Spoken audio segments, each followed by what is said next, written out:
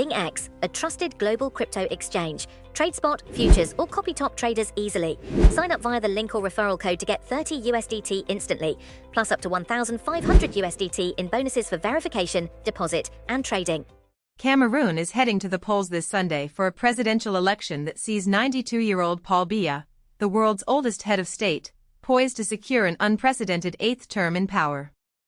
The Central African nation is facing a landscape marked by political stagnation, a persistent cost of living crisis, and simmering social unrest, all under the shadow of Biya's formidable, decades-long grip on the presidency since 1982.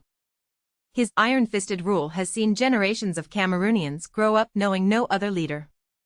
Despite his advanced age and acknowledged health challenges, Biya has consistently dismissed calls for his retirement, with supporters, like Labour Minister Gregoire Awona, asserting his continued capability to lead. The election presents a deeply fractured opposition, with 11 candidates vying for the presidency, yet their collective efforts appear insufficient to challenge Biya's entrenched power. Key opposition figures, such as Maurice Kamto, once considered the most credible contender, have faced disqualification by the courts, further diminishing the opposition's prospects. Other candidates include former ministers like Issa Kairoma Bakari, who recently broke ranks with the presidential camp and has been seen holding rallies, and Bello Boba Maigari, who served as Biya's first prime minister in 1982. However, observers note a distinct lack of campaign cohesion among these challengers, hindering their ability to present a united front against Biya's enduring legacy. The nation grapples with profound socio-economic issues. A staggering third of the population lives on less than $2 a day, youth unemployment remains a critical concern, and a pervasive sense of disillusionment permeates the younger generation, who cite a dearth of economic opportunities and meaningful political representation as major grievances. This electoral cycle unfolds against a backdrop of declining voter turnout, a trend exacerbated by ongoing conflicts, including the protracted jihadist insurgency in the far north and the severe Anglophone separatist crisis in the western regions. The latter conflict, erupting in 2017, has resulted in thousands of fatalities and displaced over 700,000 people from Cameroon's two English-speaking territories.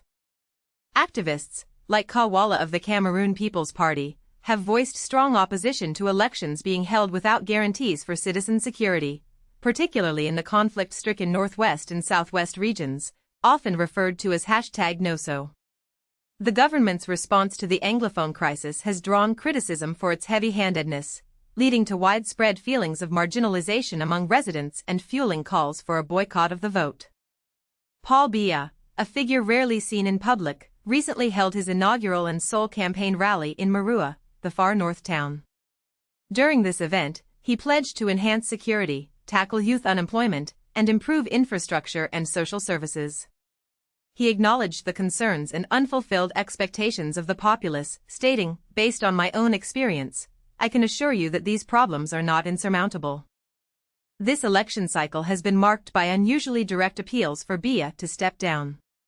Archbishop Samuel Kleda publicly declared it not realistic for Biya to continue his presidential duties, while defections from his camp, including Kairoma and Maigari, openly questioned his fitness to lead.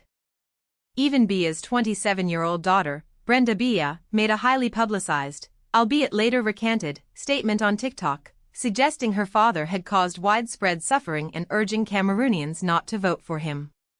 The post continues to circulate widely, resonating with Biya's critics. For many, like 24-year-old artist Theophile in the economic capital, Douala, the upcoming vote is perceived as a flawed process. Having hoped